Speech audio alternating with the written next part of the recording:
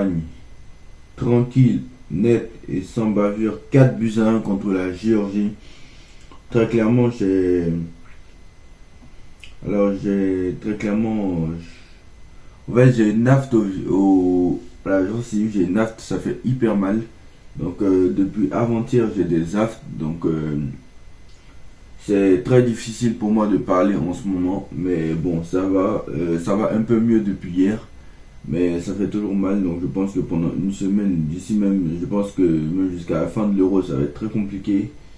Voilà, c'est très très compliqué de manger quelque chose parce que ça brûle énormément. Donc pour tous ceux qui connaissent les aftes sont des plaies aux gencives, et souvent c'est dû à un aliment trop chaud, trop sucré ou un truc comme ça.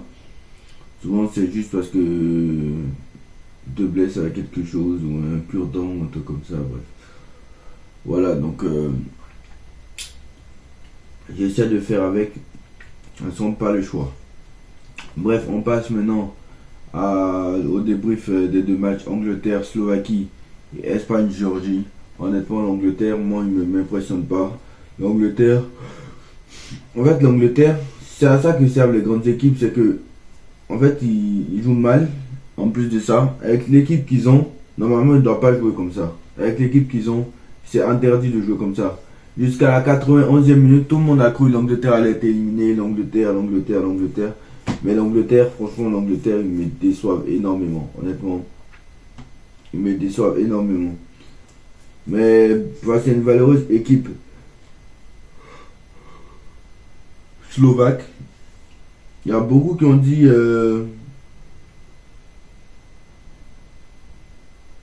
Il y a beaucoup qui ont dit. Comment je vais dire.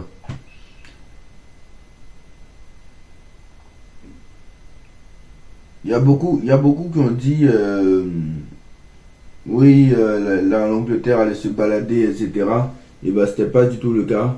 L'Angleterre a failli se faire éliminer ce soir. Et je pense que si ils font pas attention, honnêtement. Moi, c'est pour ça que l'Angleterre, certes, je les ai mis vainqueurs, mais ils me déçoivent énormément, honnêtement, ils déçoivent énormément. Moi, pour moi, dans le jeu, c'est pas trop ça, voilà.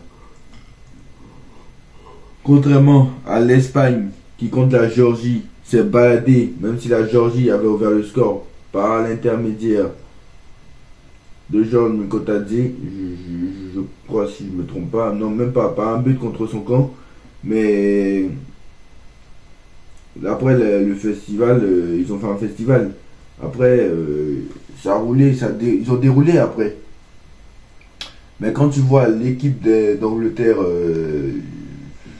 franchement quand tu vois l'équipe d'Angleterre, c'est horrible, moi je suis désolé, mais je me régale pas, je suis désolé, je me régale pas.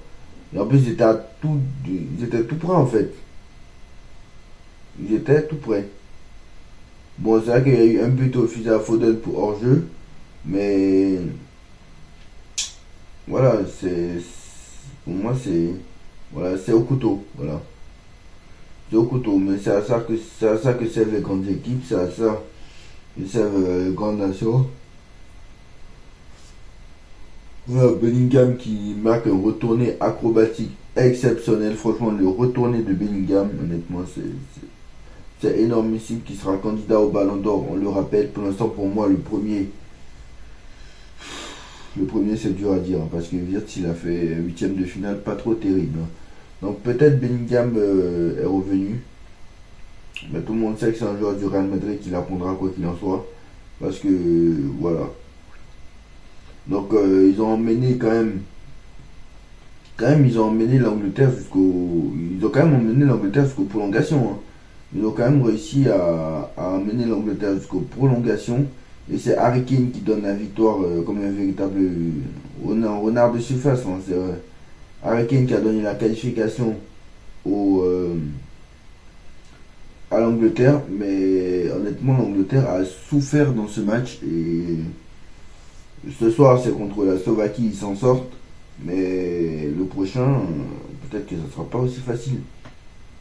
Et moi, c'est ça qui me chagrine, c'est que voilà, je pense que ça va pas être plus facile. Ça va pas être aussi facile. au prochain tour. Et quand tu regardes le prochain tour, c'est pas si simple que ça. Donc en Espagne-Allemagne, il y a la Suisse, c'est la Suisse. La Suisse qui est une très très bonne équipe. Attention, attention à ne pas se piéger les Anglais. Attention. Au moins il reste favori quand même de ce match, mais attention. Donc voilà. Attention à ce match. Donc voilà, donc il reste 4 huitièmes de finale à disputer. Aujourd'hui 2 huitièmes de finale, demain 2 huitièmes de finale. France, Belgique dans un peu plus de 6 heures maintenant. Portugal, Slovénie. Donc on saura peut-être l'adversaire de l'équipe de France jouera après nous. Donc le futur adversaire de l'équipe de France peut-être, parce qu'il peut y avoir une élimination bien évidemment. Donc voilà, le match finira peut-être que voilà. Le match Portugal-Slovénie, je crois que c'est M6. Donc voilà. En cas de prolongation, etc. Donc voilà. Peut-être que le match même peut finir à 21h. Parce que voilà. Donc voilà, on verra si ça sera un France-Portugal, peut-être les retrouvailles entre la France et le Portugal. Donc voilà, peut-être se venger aussi de la finale de l'Euro 2016. Donc voilà. Dites-moi en commentaire ce que vous en pensez, on like, on partage, on commente, on s'abonne. Et on se retrouve tout à l'heure vers les 20h pour le débrief Belgique-France en espérant la victoire de l'équipe de France. Tchuss.